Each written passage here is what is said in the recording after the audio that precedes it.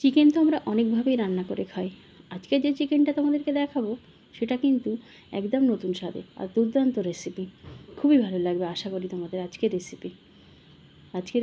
আমি কিভাবে রান্না করছি সেটা স্টেপ বাই স্টেপ যদি দেখতে পারো তাহলে অবশ্যই আমার মতোই সুন্দর একটা কালার আর দুর্দান্ত স্বাদ কিন্তু পেয়ে যাবে।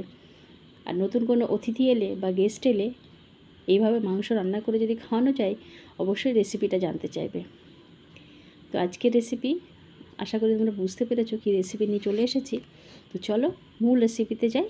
তো দেখতে থাকো আজকে রেসিপিটা কি। Welcome back to my channel. আমার চ্যানেলে তোমাদের সবাইকে আবারও একবার স্বাগত জানিয়ে নতুন স্বাদের একটা রেসিপি নিয়ে চলে এসেছি। প্রথমেই দেখতে পাচ্ছ এখানে আমি চিকেন নিয়েছি 900 গ্রাম। এই 900 গ্রাম মাংসকে খুব ভালো করে ধুয়ে পরিষ্কার করে জল ঝরিয়ে রেখে দিয়েছি। এই মাংসের মধ্যে কিন্তু একদমই জল নেই। আমি ঝুড়িতে দিয়ে একটা ঝুড়ির মধ্যে দিয়ে জলটা ঝরিয়ে রেখে দিয়েছি। প্রথমেই আমি কড়াই বসিয়ে দিয়েছি আর এই কড়াইয়ে পর্যাপ্ত পরিমাণ সরিষার তেল দিয়েছি। অবশ্যই রান্নাটা সরিষার তেলে কিন্তু করতে হবে। আর এখানে আমি আলু একটু বড় বড় সাইজ করেই কেটে দিয়েছি। তো এইভাবে রান্নাতে একটু আলু বড় সাইজে দিলেই দেখতে কিন্তু খুবই ভালো লাগে আর খেতেও আলুটা দারুণ স্বাদের হয়। আলুটা আমি এখানে 40% সিদ্ধ করে নেব। এই আলুর মধ্যে সামান্য লবণ আর সামান্য হলুদ দিয়ে আলুটা একদম লালচে ব্রাউন করে ভেজে নেব। আশা করি তোমরা বুঝতেই পারছো দেখে যে আলুর কালারটা কতটা সুন্দর এসেছে বা কেমন হয়েছে কালারটা দেখতে। একদম 40% সিদ্ধও হয়ে যাবে আলুটা ভাজতে ভাজতে। পরের স্টেপে যাই। আলু তুলে নিয়েছি আর যে মাংসগুলো জল ঝরিয়ে রেখেছিলাম সেই মাংসটা ওই তেলের মধ্যে দিয়ে দিয়েছি। আজকে যে তেলটা আমার লাগবে মাংসে রান্না করতে পুরোপুরি সম্পূর্ণ তেলটা কিন্তু আমি প্রথমেই কড়াইয়ে দিয়ে দিয়েছি। এরপরে আর কোনো তেল অ্যাড হবে না এখানে। এই তেলটাতেই পুরোপুরি রান্নাটা হবে। তো আলু ভেজে তুলে নেওয়ার পর চিকেনটা দিয়ে দিয়েছি। চিকেনটা কিন্তু উল্টে পাল্টে আমি একটুখানি ভেজে নেব। প্রায় 3 থেকে 4 মিনিট নাড়াচাড়া করে ভেজে চিকেনটাও এই তেল থেকে তুলে নেব। তেল ঝরিয়ে তুলে রাখবো একটা পাত্রে।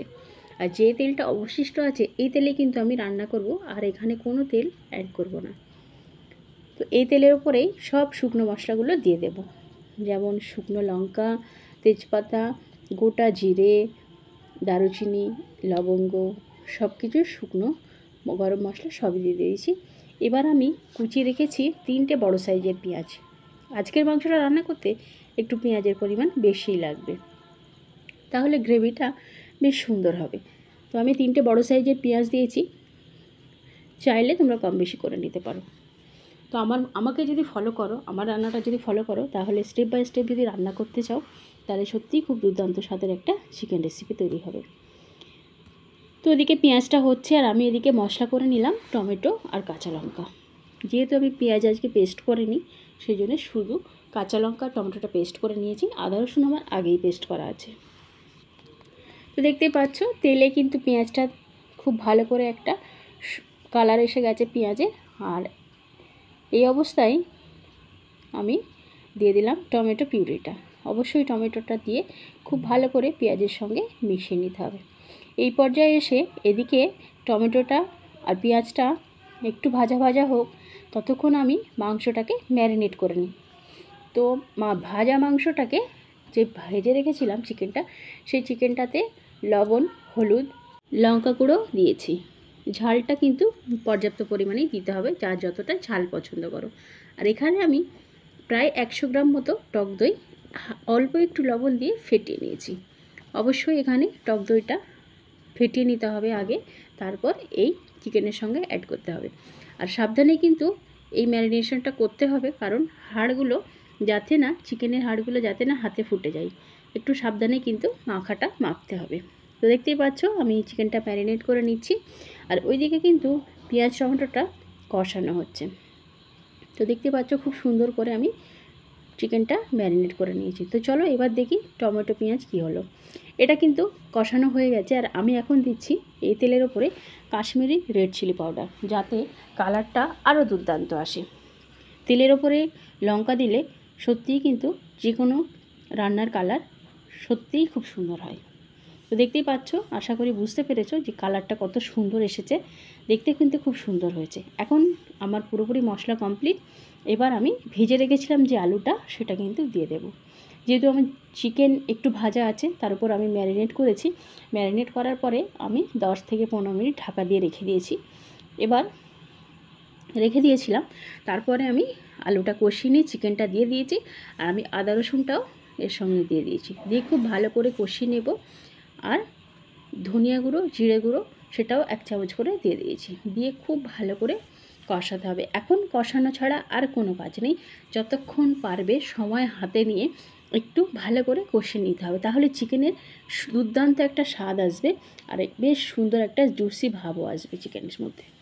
তো দেখতেই পাচ্ছ নিশ্চয়ই যে কালারটা কত সুন্দর হয়েছে, দুর্দান্ত দেখতে হয়েছে, আর খেতেও কিন্তু সত্যি অসাধারণ হয়েছিল। এই পর্যায়ে আমার পর্যাপ্ত পরিমাণ আমি জলটা দিয়ে দিলাম। যার যতটা গ্রেভি লাগবে সেই অনুযায়ী কিন্তু জল দিতে হবে। তো আমার যতটা গ্রেভি প্রয়োজন সেই বুঝেই কিন্তু আমি জলটা দিয়ে দিয়েছি। তোমাদের যতটা গ্রেভি লাগবে সেই বুঝেই জলটা এখানে দিতে হবে। দিয়ে আমি কিছুক্ষণ ঢাকা দিয়ে রাখবো।